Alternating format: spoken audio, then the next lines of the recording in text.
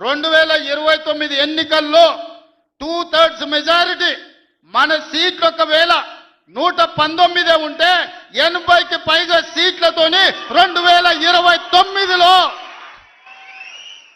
మా ప్రభుత్వం ఏర్పాటైంది. ఒకవేళ 153 సీట్లయితే 100 పైగా సీట్లతోని 2/3 మెజారిటీతోని తెలంగాణలో రెండోసారి కాంగ్రెస్ ప్రభుత్వాన్ని తెస్తాం. ఇది మా సవాల్. చంద్రశేఖరరావు గారు, తారక రామారావు గారు, హరీష్ రావు గారు, దయాకర్ రావు గారు, ఇట్లా చెప్పుకుంటూ పోతే వినోదరావు గారు, కుక్కట్పల్లి కృష్ణారావు గారు రాసి పెట్టుకో.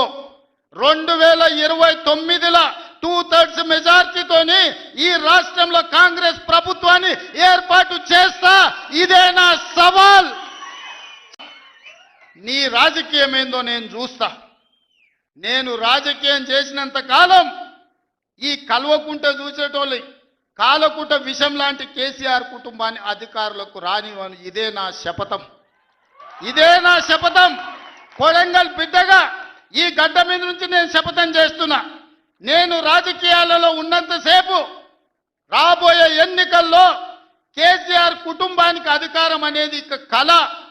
బీఆర్ఎస్ పార్టీ కేసీఆర్ చరిత్ర గతమే.